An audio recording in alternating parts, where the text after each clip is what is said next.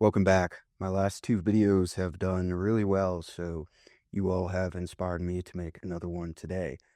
The premise of this video is, as it pertains to Palantir stock, dumb money selling to smart money. Now, dumb money, the definition being retail investors, and smart money essentially being institutional investors.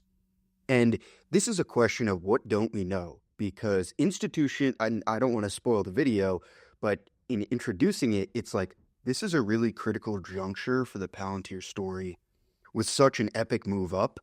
And I think we need to get to the bottom of this question. What exactly is going on? Because this is something I have been grappling with recently as someone closely following the Palantir story, trying to figure out how is it that institutions are buying at such an all-time high, and at the same time, retail is either selling or neutral. Something doesn't add up here. So this is why I've dug into it. We know that Palantir bottomed under $6 in December of 2022 and is now north of $100 in February. And I just cited this Yahoo Finance article saying that obviously this move has been driven both by institutional and retail, but retail is on the former part of that rise. Institutional is much further after. And they say just a few years ago, PLTR was nearly written off, yet now it commands attention across markets. This really is absolutely the case. People are asking, what is the next Palantir? People are saying, when is my stock going to have a Palantir moment?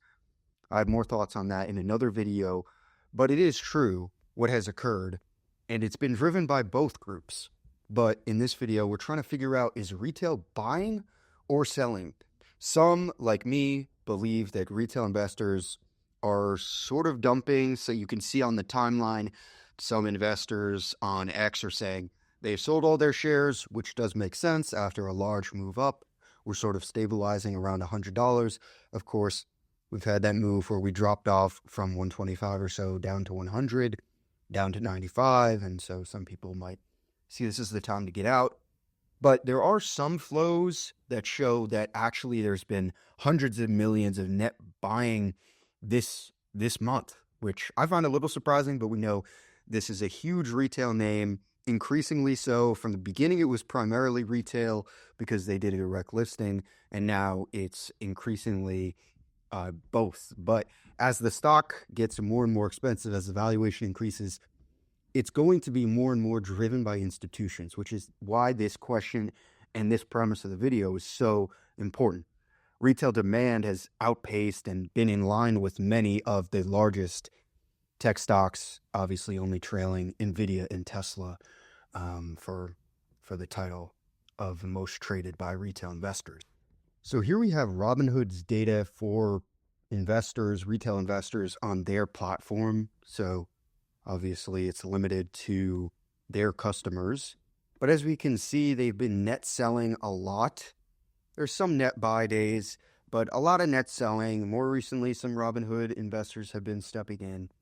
But yeah, this is sort of where the conflict of who are we trusting here with the retail data is sort of showing. But if you do want to look at hedge funds, they've been much more, as a proxy for institutional buying, much more net buyers.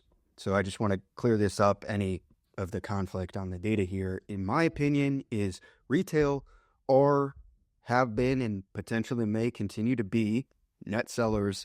Institutions are and potentially will continue to be net buyers, which I think is great. Retail, take it or leave it, very momentum driven.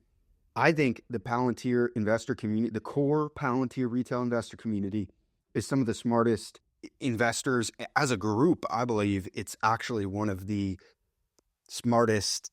If you look at this, is a topic for another video, but truly incredible. I wouldn't say we have the most brilliant individual minds, but as a collective, I would be hard pressed to find a core investor group that is smarter than Palantir. But again, I'll cover that later. And big players are stepping in, not only as institutional ownership, nearly half now from much, much lower years ago.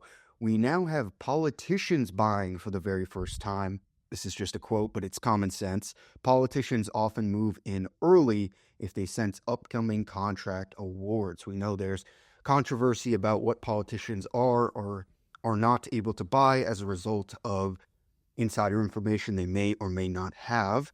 So we get to see what they disclose as their positions and them buying Palantir for the very first time. Interesting moment for multiple politicians to buy for the very first time when none of them have bought previously. So you got to sort of wonder about that. And this all comes after the momentum of the S&P 500, all of the indices, and everything that Palantir has achieved. Why is 2025 the time when institutions are plowing in and politicians are buying in? What do they know that we don't know? Because as far as I'm concerned, the retail, of course, we think Palantir is a huge winner long term, but we're a little uncertain, if I can speak for all of retail, which I will not do very often, but I don't foresee a rise of Palantir 10 times in the next year. So clearly there is some sort of knowledge, whether it's insider knowledge as it pertains to like new contracts coming very soon that's going to make the stock increase in value, or if it's a more of a medium term understanding that this Palantir train is not going to get stopped. So, of course, a lot of that comes down to the contracts and the fundamentals.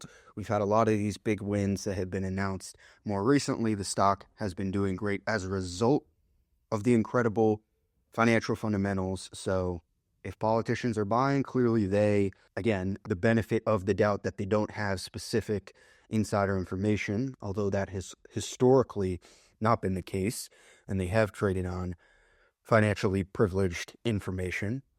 I do think that regardless of whether or not they do, they are only buying for one reason, and that is because they understand the stock will appreciate in value much like we do.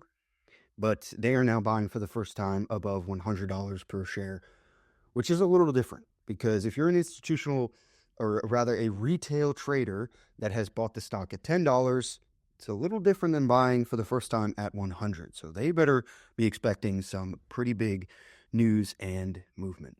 Additionally, we know that Elon Musk, he's been working intensively with the government, the Trump administration, Doge, the effort to apply software and really cut down on a lot of the excessive spending. Palantir's great at all of that. And this has been said before, so I'm not going to say this again.